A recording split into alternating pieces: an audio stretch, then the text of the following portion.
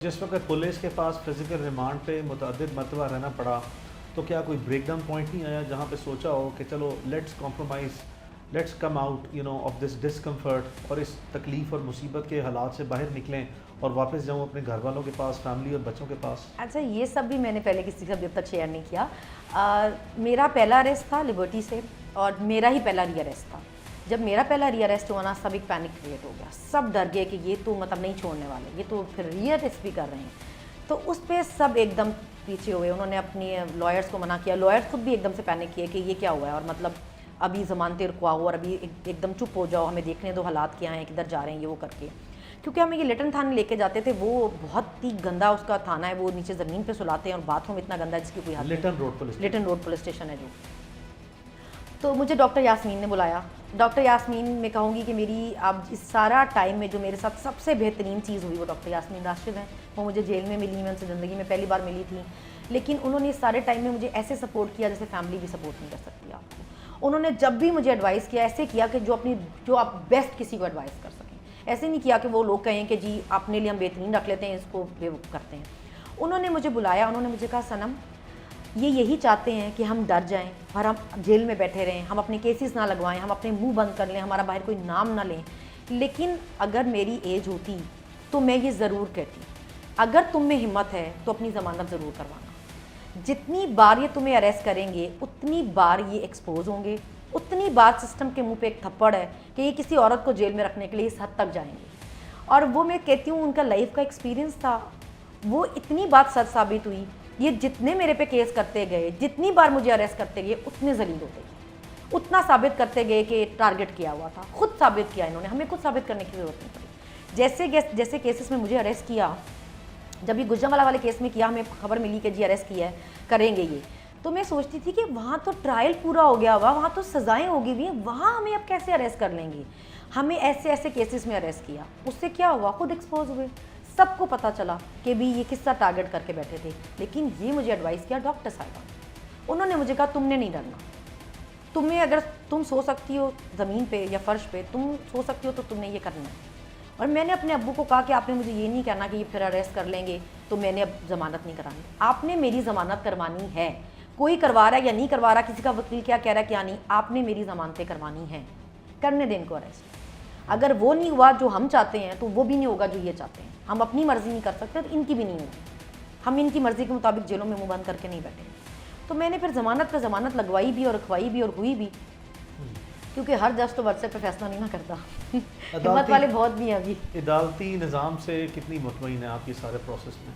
देखिए, हमें हैरानी तब होती थी जब हम एक बार फिर अरेस्ट होकर कोर्ट पेश होते थे तो जज आगे से कहते थे आपको पता तो है अरेस्ट करना है, ज़मानतें क्यों लगवा रहे हैं।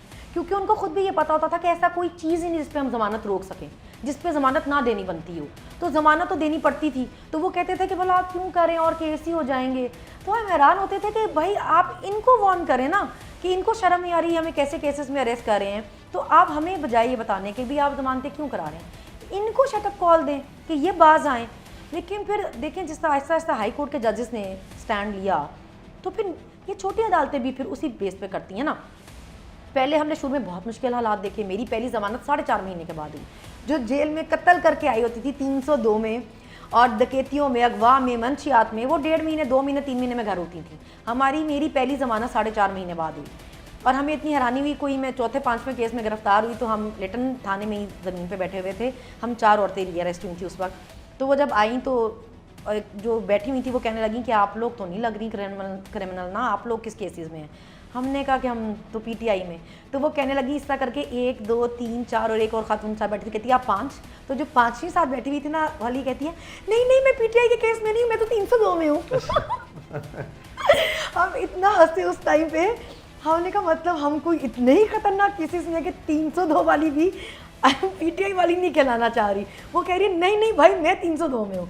तो हमें अंदाज़ा था कि हम बहुत बुरे फंसे हुए हैं, लेकिन फिर जो चीज़ की नहीं थी वो क्यों मानते। जेल के जितनी भी कस्टडी थी डिफरेंट जेल्स में, उसमें कोई ब्रेक डाउन पॉइंट आया हो और वहाँ पे कभी मोराल जो है वो डाउन हो गया हो और कोई ना कोई फैसला किया हो साइकोलॉजिकली मेंटली, कभी ना कभी ऐसा डिस्कम्फर्ट हो जाता है, कोई ना कोई ऐसा ब्रेक डाउन पॉइंट आता है जहाँ पे इंसान कहता है कि मेरी बस हो गई है, I can not go beyond and further.